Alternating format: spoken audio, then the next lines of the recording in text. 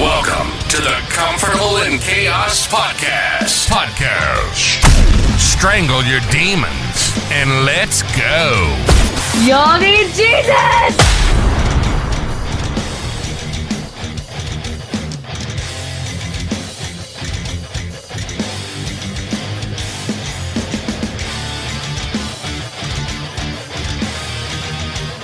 Hey, it's Fat Albert, and I'm gonna sing a song for you. Yep, you know where you're at, man. You're on the Comfortable in Chaos Podcast. I'm your host, Eric Hellberg, and I'm back on the Hellberg farm, if you want to call it that. Right now, on all these oak trees, I have more crows flying overhead than probably Cruella de Vil's house from 101 Dalmatians, that iconic character. Best played, of course, by Glenn Close. And I started singing a song I remember from being very much a youngster. I loved Fat Albert, man. I loved Bill Cosby. Hold that thought, though. We're going to explore that a little bit. And we're going to explore concepts around that a little bit. And bear with me, getting a little pinch of Copenhagen Straight, long cut. And let's move forward. Can you be too nice? That's an interesting question. Can you ever be too nice? Of course you can. I have always, I don't know if it came from within myself, inside of me, but no matter what, whenever I encountered, I'm talking both men and women, if they tried to portray a high extent of nicety per se, it almost seemed unnatural. It almost seemed disingenuous. And what's the other word for that? Just keeping it real is fake. Isn't it impossible to simply be too nice? I think that you can be kind. I think you can be authentic. I think you can treat everyone with deference. One of my sayings in my world is that respect begets respect. And you're like, what the hell does that mean, Eric? What it means is every encounter I've ever had out there repossessing equipment, I always tried to treat people a certain way. We're only one day or one moment removed from catastrophe. I don't care how insulated you think you are. I don't care how much money you think that can, I don't know, push that scenario away from you. You cannot. You could get the phone call right now. It could be a loved one. You could find out something about yourself. Something totally unforeseen could befall you, and you are left grasping and struggling. I walked into people's lives every day, all day long, multiple times a day. And kind of like the old Hippocratic oath, first, do no harm. That's the way I looked at it. I never wanted to make the situation worse. Now, granted, I have stolen, if you want to call it that, and I'm only describing it this way so you can understand it. Unbeknownst to people, I have crawled around them, been right beside them, have been watching them and or their equipment, waiting for the right time, and taken things, I'm talking at the middle of parties, every hour of the day or night. Yes, I have done that. But as I matured and really started studying man, because had I not done so, this man wouldn't have been around to study man, I realized that there were some better ways. And whenever I encountered any of these men, my mantra became, in fact, I changed it on my business card. And oftentimes I would leave that business or calling card at people's doors. on their vehicles, and at the bottom it said, respect begets respect. You know how many people have called me back from God knows in tarnation in this country because I left them that card? Therefore, it probably has resonated with them. That's where I always began. So you can always be respectful, but you can be genuine. And you've heard me comment on this pastor, the smiling pastor, Joel Osteen. It's just a perfect example. I'm not speaking to him as a human being. I don't know him as a human being. I only know his aura. However, if I were to be around him and all I saw was that expression, it would be almost impossible for me to believe it. And have you ever noticed those that feign nicety the most? Oftentimes we hear deleterious things about them. Perhaps you've experienced it in your own life and encountered people like that. Now, let's go to Bill Cosby. He was America's dad. I loved The Cosby Show. I used to watch Fat Albert. In fact, hell, I liked watching the Final Four and March Madness when they'd be playing in Philadelphia and/or Temple. I can't remember. They had a great coach at Temple at that time, something Cheney. But there was Mr. Cosby always in the stands with his, his big T sweater for Temple. And I never thought that he was overtly nice. I just liked his image. And later on, my wife and I went and watched him at kind of a more intimate venue at the Lutcher Theater in Orange, Texas. And I loved his stand-up routine. It really wasn't even a stand-up routine. It was laced with common sense comedy. But by then, he had started talking about a lot of bigger social issues, and particularly within the African American community. And I'm telling you, within the next 10 to 11 months after that performance is when all these allegations broke. And I think back, I watched an interview with him one time, and they said, "Mr. Cosby, why does everyone like you?" He said, "I really don't know. I don't know what causes someone to like you, but what I do know, the way to get them not to like you is by constantly seeking to get someone to like you." But everyone did like Bill Cosby. Did he fool us? Man, I would have to say, after all this time, and all the people involved in the allegations, and then apparently so, and it's tragic, and all that transpired was tragic. But this isn't to point a finger toward Bill Cosby.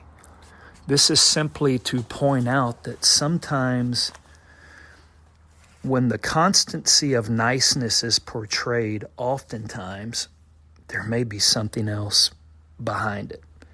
I've never trusted it, and maybe that is because of my own insecurities inside of me. Now, I can tell you this. I can tell you that a man can go out in whatever it is that he applies himself to. I don't care if he's a sports star. I don't care if he's a business star, a communal and or community star, simply a small business owner. He can get lost in the fact that people enjoy his company, like him as a man, tell them that he is beneficial to whatever output that he is producing and or that he is doing well in this world. And when that man is languishing at home, meaning what is seen outside the home and championed is not the same thing being received as inside the home, i.e., from a spouse and or the children, well, then there's a problem. That's what you would call a Dr. Jekyll and a Mr. Hyde. And I would say it is very easy to get caught up like that as a man, especially when fame is involved or achievement is involved, to hide behind that so that you never have to look inward and therefore improve, especially if you're being prodded to do so by your loved ones. They may simply want more of you. They may simply want more time. They just may need a little bit more consideration. The same thing that they perceive that in your quest for being nice and or engaging and giving energy elsewhere, they would like to have part of that package right at the same address that you call home. So let's move a little bit further. I was thinking about another nice guy. And New York City is population-wise, area-wise, very small, right? But population-wise, that is still our densest city in the country. And they have a new mayor there, new since about 2022 or so, a Democrat by the name of Eric Adams. And I've listened to Eric Adams several times. I think he's a very bright guy. And he seemed genuinely concerned because, to use the word inclusive, look at the demographics of New York City. Isn't it inclusive? There's over 200 languages spoken within those 5 boroughs of New York City. How could it not be inclusive? And he has been a champion of the people. But here in the last few months, I notice he has been speaking out against illegal immigration. And whatever term that you choose, for the sake of this podcast, let's just call them migrants for simplicity. And if anyone gets offended by that, I'm sorry. I don't know what other word to use. I believe the surest way to, just like Bill Cosby said, to offend someone is constantly work to not offend them. Thereby you lose authenticity and you lose the ability to simply do what is correct. So what has Eric Adams been doing? He's saying New York City cannot sustain the volume of migrants that are being brought there. Well, I guess that begs the question, well, why do we need to bring them there?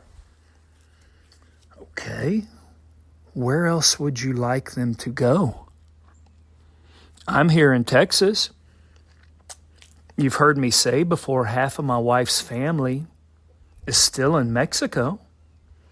Do you not think that we don't know about that issue and or may not be intimately associated with it? We don't know how family members and a big part of the general populace gets over here, where they go, what they do, how the process works. Are you kidding me? Let's just put it like this. Thanksgiving's coming up. We're in November now. Can you believe that, guys? Can you believe it? This year is going by quick. A month and a day, right? A month and a day. I put the largest Thanksgiving turkey that I can find on the table. And now follow me here.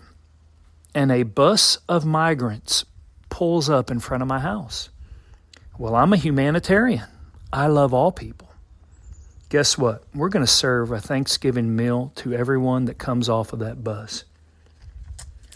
Well, that bus seats about 50 to 60. My family's here. You know what? We're not going to be partial to anyone. Everyone is deserved of now, since we have so many guests, a singular bite of turkey. Well, everyone's still hungry. All right. I get out on my bullhorn. Remember, my neighbors are not right next to me, so I call down the street. We need more turkeys! All right, everyone brings their turkey. They forego theirs. Next thing you know, everyone got a good meal. The next bus comes. When do you stop being a humanitarian? When you simply can no longer provide for these people that are in need? Well, I'll tell you one better. You know, I did a show just the other morning from the basement of the Kickapoo Tribe's casino in Eagle Pass. Let me tell you what I saw in Eagle Pass. And I've seen it all over the country. I've seen it where the border wall is being constructed across from San Diego, Tijuana, literally on the beach, coming from the water. And I have worked border fence areas throughout all of Texas. Where I had not been in quite some time was across from Piedras Negras and Eagle Pass. So I had to go find this dude. And I ended up going way back in the ranchos and the monte and all that stuff back there. And so I was backed up against the Rio Grande, kind of hidden in my truck.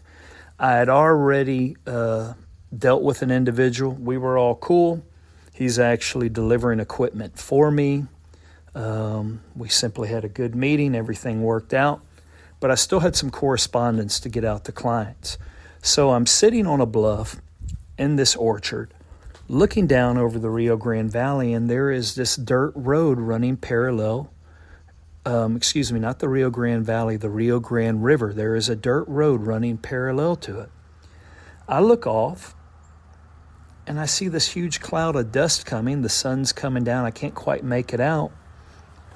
And then I look, and there's 3 tour buses coming in a caravan alongside the Rio Grande River. 3 tour buses. As they get closer and they kind of make this arc and turn in front of me, they're all unmarked. Now, I had noticed that I'd seen some border patrol staged in these rural areas going down closer to the river as I turned and went through these guys. But these 3 buses, unmarked, just make the turn and they go on up the road. And I said to myself, what in the hell? I'm like, are you kidding me? All right. Well, I went and talked to some of the Border Patrol dudes. I'm like, hey, man, what's up with these things, man? And, of course, I'd already told them who I was, what I'm doing, this and that. And they're like, well, we processed these guys today. This was midday. And they're now stateside, and we're going to get them ready. Stipends provided, and they're gone, dude. Okay, well, doesn't it come to a point whereby you can no longer be nice because you simply have nothing more to give? And at whose expense, when you're too nice of your own accord, well, you jeopardize your own self because it simply is not true. You can't live in reality. The niceness is an extension of something else to cover. But as a country, are you no longer being nice when you just simply say, we have no more space, we have no more money, we have no more resources? If we really wanted to be nice, why don't we simply clean up Mexico? Just like all these other countries that we go around in the world and seem to have this unquenchable thirst for their resources, money and infrastructure that can be derived there, products and things that we can extract from there. Doesn't Mexico have it? I mean, wouldn't you love to go back to the old days where you can just shoot down to Cozumel and Cancun without any, or Cabo, without any problems? I remember the last time we went to Cabo as a family, the very next day they found someone beheaded on the beach we were at. So that kind of puts a fly in the ointment. So you have all these beautiful tourism areas, ecotourism for all you green people out there. I mean, they've got chapas, they've got jungles, they've got coffee, they've got oil, they've got gas, they have minerals. Obviously produce, a lot of our produce comes out of Mexico. But they have everything. Their people are impoverished. They still have a very substantial caste system there. There are next door neighbors. There are plenty of people in need. We know that stone cold killers are running amok over there. But whenever we talk about other countries that are similar, we'll chase those down halfway around the world and leave this one alone. I'm wondering why that is. Can we not simply be nice when drugs are involved? Is that good conduit what kind of predisposes us in our decision making?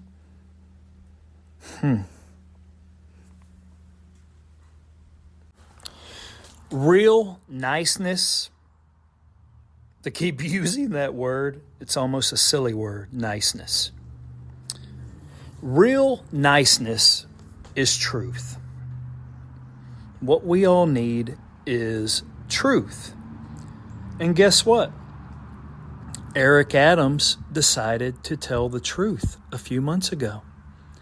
In fact, I believe it was simply last week, he made a video of himself going to visit our current president to discuss the migrant crisis, that it is unsustainable, and is disenfranchising his own constituency and people that he wants to be nice to in New York, but that New York has a finite amount of space, therefore we have no space for these people. As nice as we want to be, we no longer have the time, energy, or can bestow the effort as nice as we would like to be, and we certainly don't have the money to sustain all these people for as nice as we would like to be. So I have come to tell the truth. Well, the truth has rained down on Eric Adams. His chief fundraiser just got raided by our president's own Department of Justice. The FBI has now come in to a very temperate man's office, disrupted it, and maybe they just simply did not like his message. And maybe Eric Adams is no longer deemed to be nice. Some things worthy of exploration, for sure. Now let's get back to being authentic. The next time my son does not take the trash out like I asked him to, am I being nice if I simply don't tell him anything? Or should I show him my real self, my real emotion, and say, hey, dude, take care of business or this, or I'll limit you here or that? I mean, come on. Niceness gets you nowhere. Truth makes things very, very difficult. But if you are a God-fearing man, and if you actually have a conscience, you can live with yourself. Until next time on the Comfortable in Chaos podcast, I bid you bon voyage, my burgeoning flock. Until next time, like and subscribe to the Comfortable in Chaos